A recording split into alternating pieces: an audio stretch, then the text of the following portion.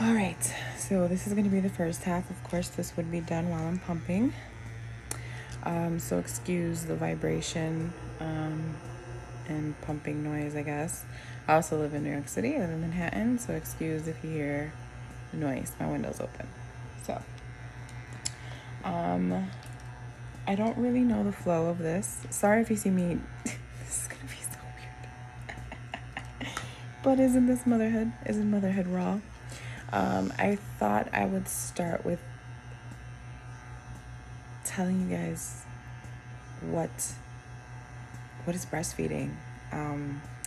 So forever, breastfeeding has always been associated with baby on boob. And as of the last couple of years, a lot of people have changed that definition, especially with, you know, just personal preference, exposure, research. So breastfeeding essentially is when you feed your baby milk from your breast. There is different terms that people use.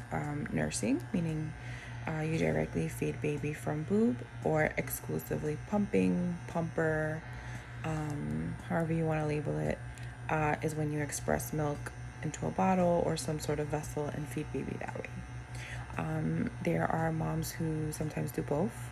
I have known moms to nurse at night because it's easier. You just pop baby on, you guys both sleep, and pump during the day. Working moms also pump during the day or pump while at work and then breastfeed at home. I am an exclusive pumper, meaning I only express milk using a pump. Alea was born rather traumatic, so we did not get the initial skin to skin. We didn't get the chance to latch when she was first born either. So that's kind of what drove me to pump. By day 2, she was on feeding tubes and just not responding to the formula. She was spitting it up, and so it was kind of raising more concern. If she wasn't going to hold down food, she was not going to be sent home. And just seeing her like that kind of pushed me, like, I feel so helpless. I can't hold you, I can't help you, but maybe the least I can do is make you something that's naturally from my body. And so that's what I did. I went back to my room, I was given a pump, and I was given pieces like this, and I was just like, how does this go? What do you do? But I remember just sitting there like, I have to get this milk out. I have to feed my daughter. She needs me. So after I kind of figured it out, or what I thought was figuring it out, I would bring the little small droplets that I would get out called colostrum. It's your first milk. It's normally very yellow. That's kind of where the liquid gold nickname comes from. I would put it into little syringes and just go and give it to them. They would feed it to her, and if she was still hungry, they would give her formula. By day 2 is when we kind of first met for the first time. I did try to latch her, but it was very difficult because she had a broken shoulder, collarbone through shoulder. She was on feeding tubes and like other wires to capture her heart rate. So it was really difficult. I was also sitting in a chair with a mask on.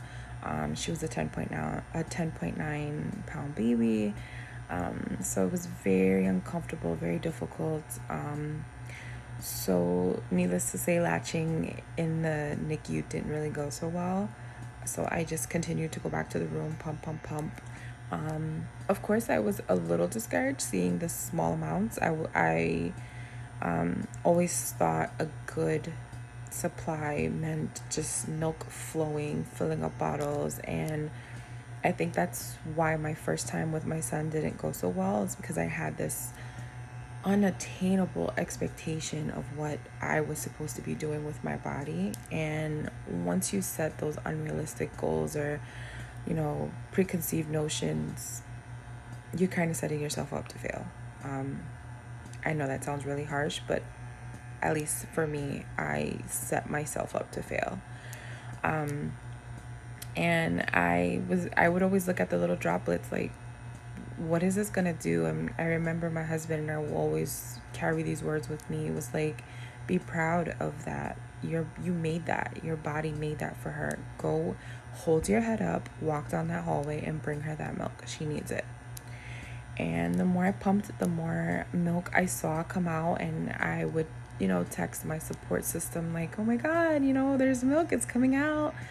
And within a day, they were able to take her off of a feeding tube, and that just drove me to want to continue and continue doing it. We got home, and of course I did try the latching, but I was so comfortable with that setup already. Again, she had that fracture, so I myself was just trying to be very cautious of how I moved her or continued to move her. And so I would latch her, but I'm not even going to, lie. Pumping was predominantly what I was doing. I will say that the more I latched her, the more changes I did see in my milk. So we'll get into that, how milk changes from latching and kissing and skin to skin, because that is a real thing.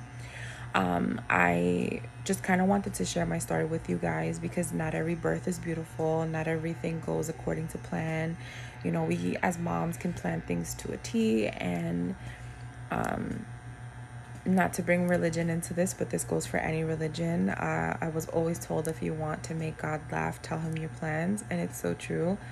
I'm a control freak. I love to have control over what is going to happen next. I'm a planner. I'm a list writer. And so both of my births did not go according to plan. I was induced both times. My son took 5 days to respond to Pitocin, and Alea took 10 hours.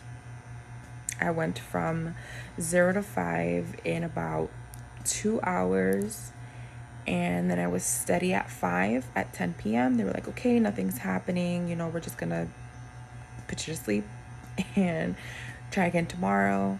I had a nurse come back in around 1 o'clock and was like, let me just have the doctors check you really quick, but we really do want you to go, and get some sleep. Doctor comes and checks me and goes, Mom, you're 10 centimeters. So my daughter was super quick. Anyway, so that's my backstory, just to kind of give you guys a little bit of information. And I thought we would start this conversation or this process with pumping, because that's what I do. Of course, I can answer questions about what nursing looks like. But I'm going to start off with pumping, because it's something that we all have control over.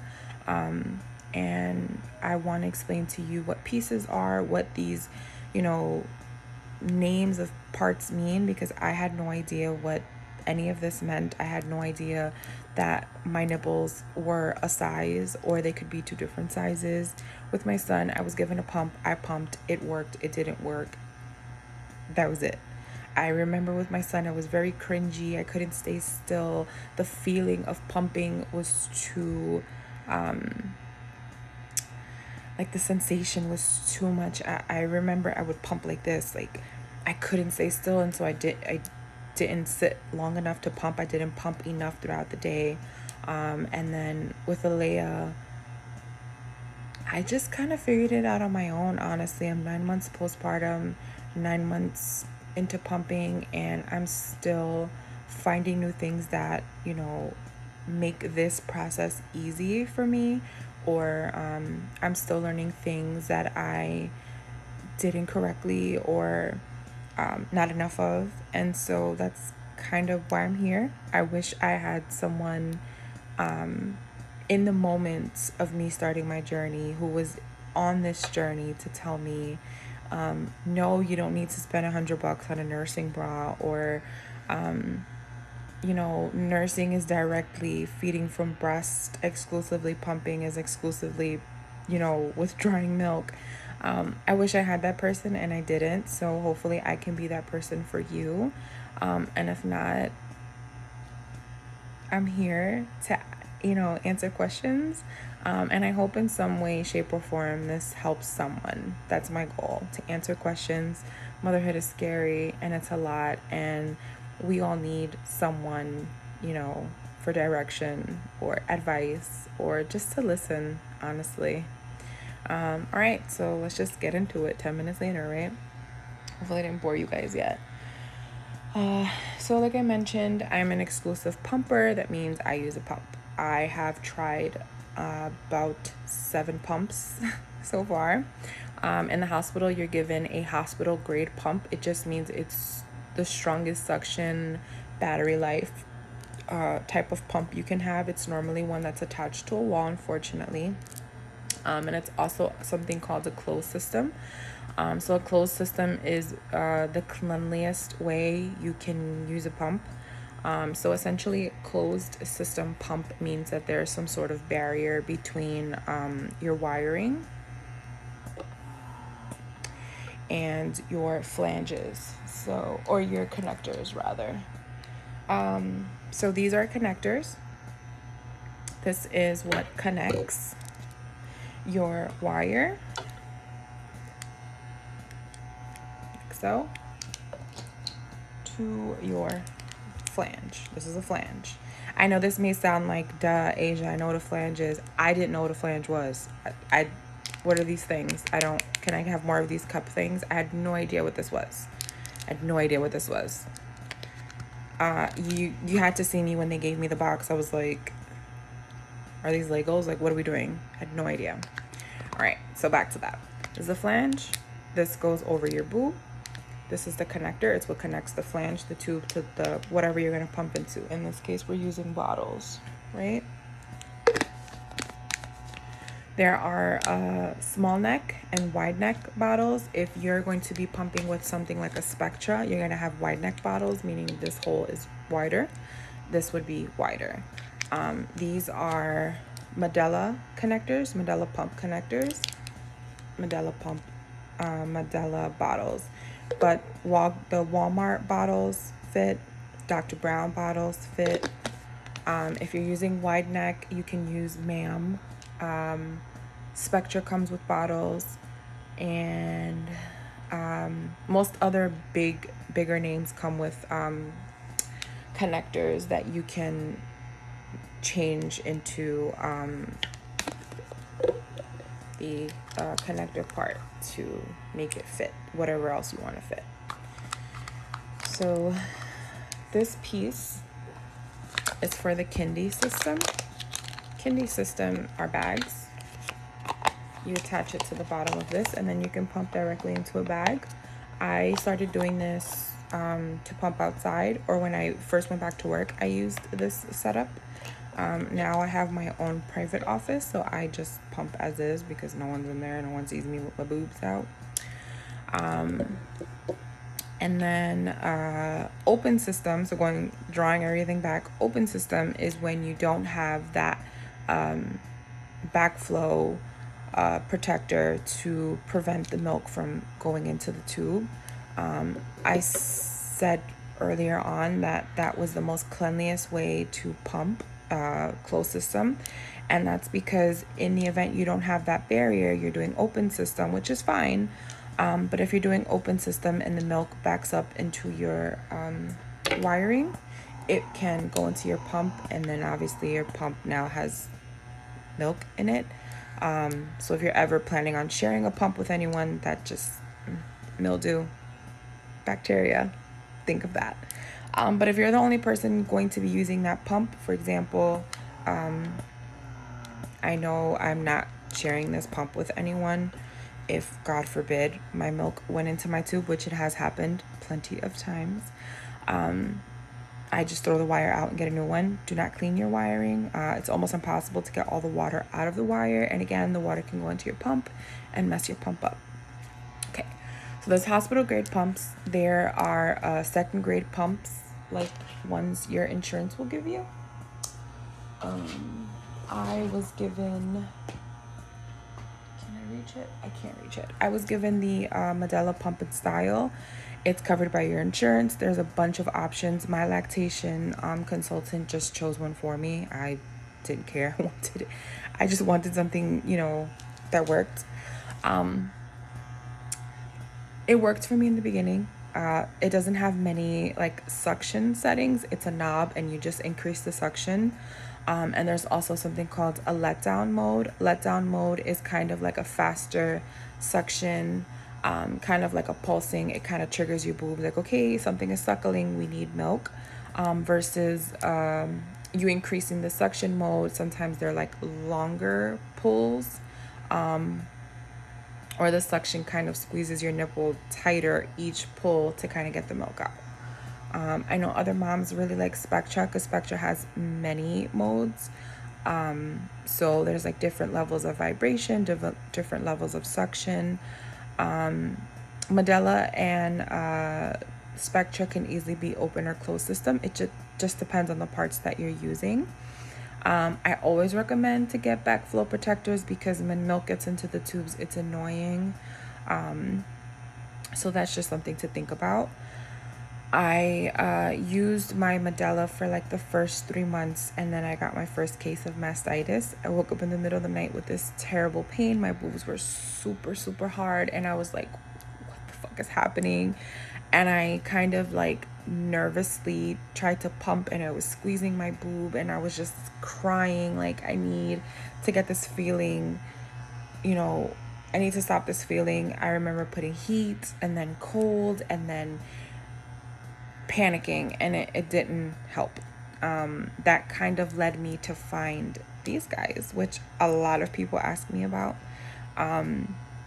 They are heating massagers. So there's different modes on them. If you see this little switch right here, there's a hot, none, and then light heat. I honestly cannot think of a time that I've ever pumped without them. In the beginning, it helped me kind of get over that sensation of pumping, the feeling. In the beginning, you get like this tingly, almost like a pins and needles feeling in your nipple. Doesn't sound great. I used to call it my spidey senses. That's essentially your body just kind of letting you know milk is about to come out now. And it helped me get over that feeling, and it helped me sit down longer to pump. And in the beginning, it really helped my milk kind of flow out. You want to massage your boob, not cram into it, but you want to at least move it around, get the ducts moving so that you kind of get to everything. We have ducts all over our boob, starting up here under our armpit, on the bottom, and around the areola. So it helps not having to sit here and massage each boob for the amount of time you're sitting down pumping. I normally pump for about 30 minutes. I've actually brought it down to 15 minutes. However, for the 9 months that I've been pumping for 30 minutes each pump. So imagine 30 minutes of continuous moving. It's annoying. So having these have really helped. The heat has really helped me through mastitis. Mastitis is an entirely different conversation. I've had it at least 9 times. So it's definitely helped me get through mastitis. And it helps. It's not necessary, but I do think that it's worth the cost. You can buy them individually, but I figured I have 2 boobs, so I'd get 2. I've known moms to use electrical toothbrushes and vibrators to help with clogs and like moving the milk in the ducts. So just throwing that out there. There are a bunch of coupons that you can also find too. I follow a lot of you Instagrammers.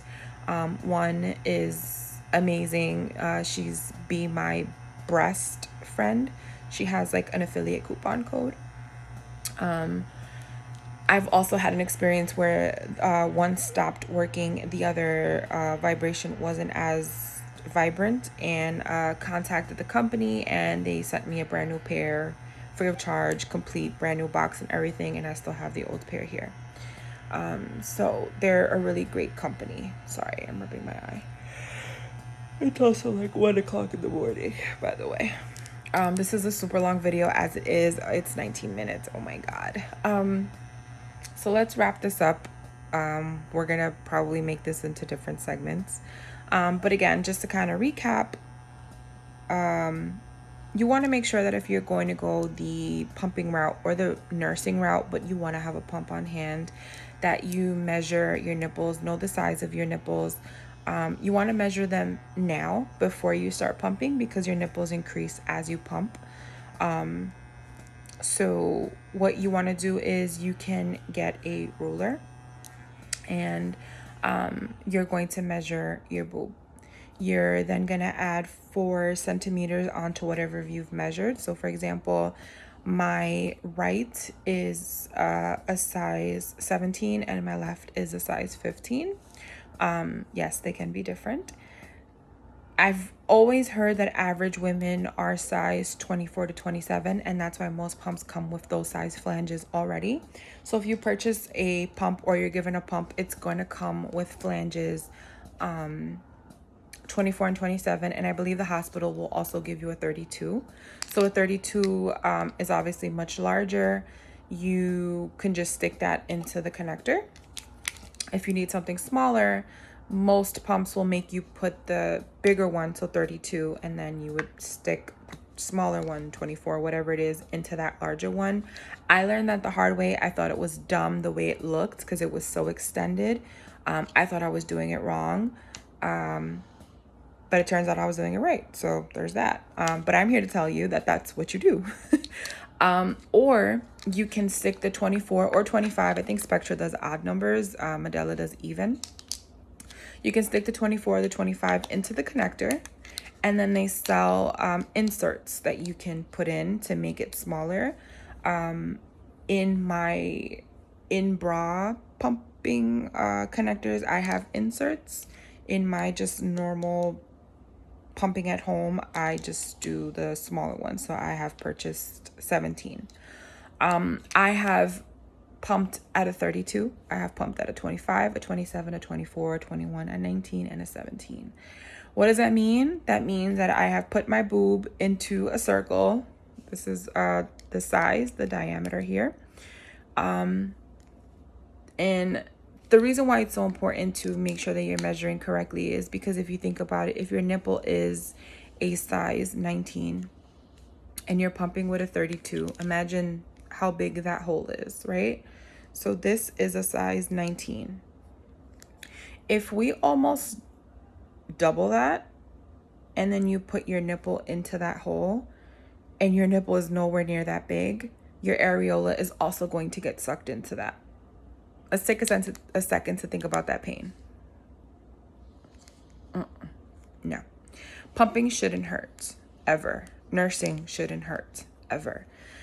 And pumping into something that's too big or too small can also hinder your output. So if it hurts, you're less likely to be comfortable. You're going to increase your stress levels. You're going to increase your hormonal levels, and you're not going to output what your boobs have made for you.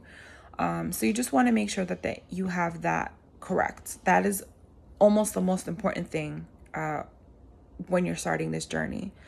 At least I think so. So I would say if you're considering pumping or you're considering having a pump around, measure yourself.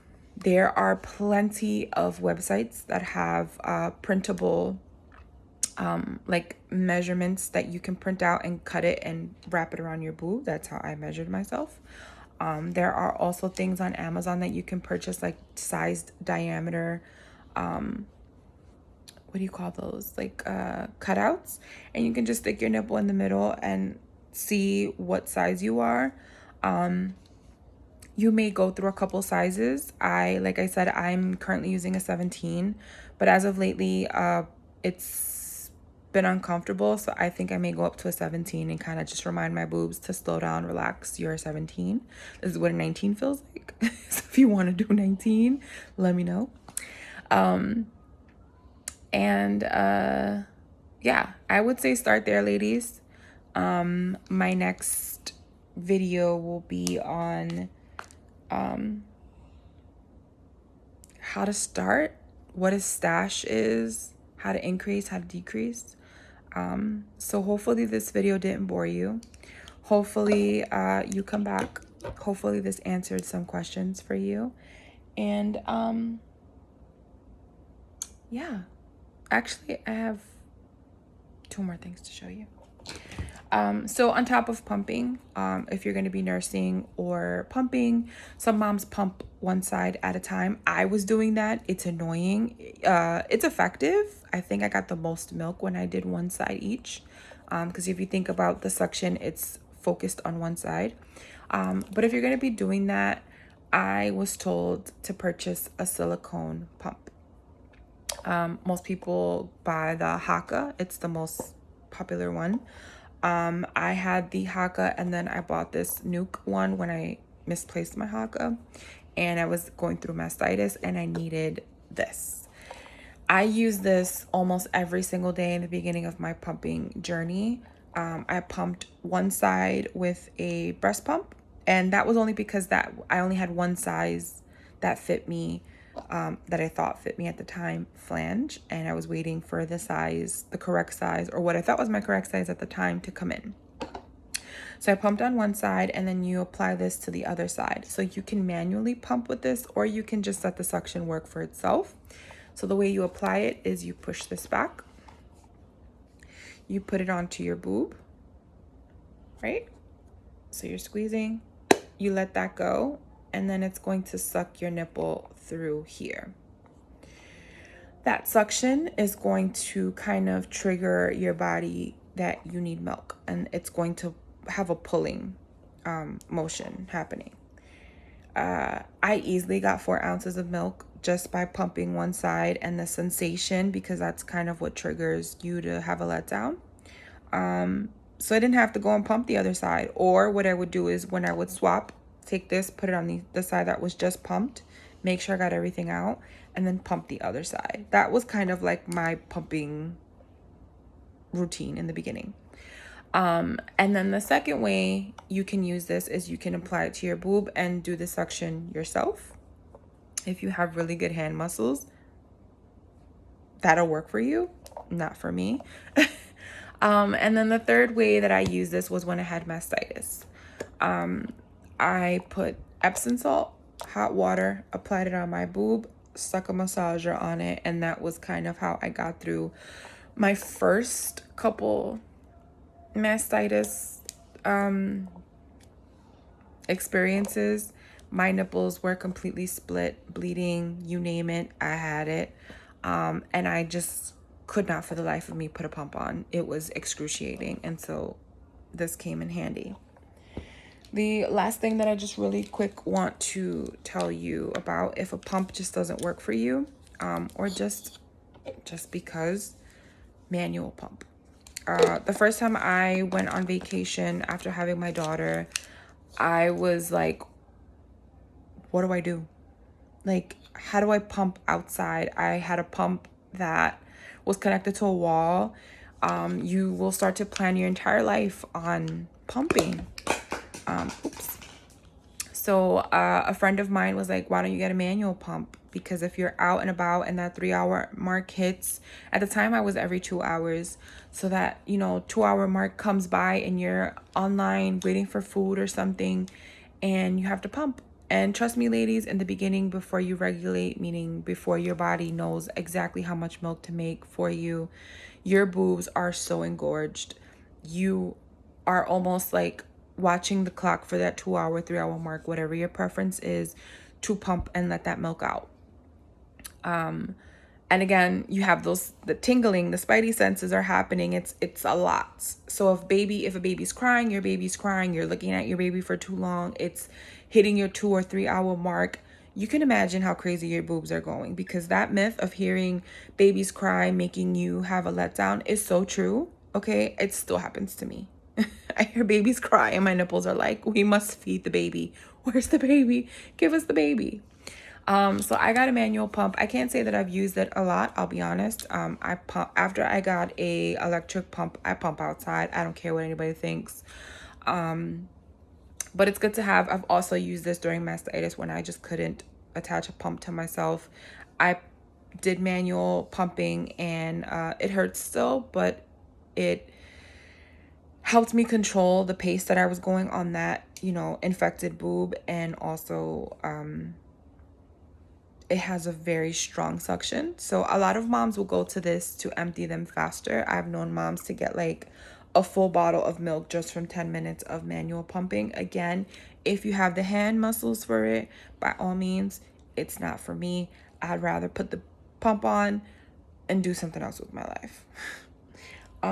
So I'm going to wrap this up because this is super, super long and I don't want to lose you guys if I haven't lost you already. I will definitely make more parts to this because there is so much on breastfeeding. And just wanted to start you guys off with the basics, which is the pieces. So if you have any questions, anything at all, let me know. I have a small list of questions that some of you guys have asked, so I will include that. And yeah, until next time, I should have a shirt on next time. Bye, ladies.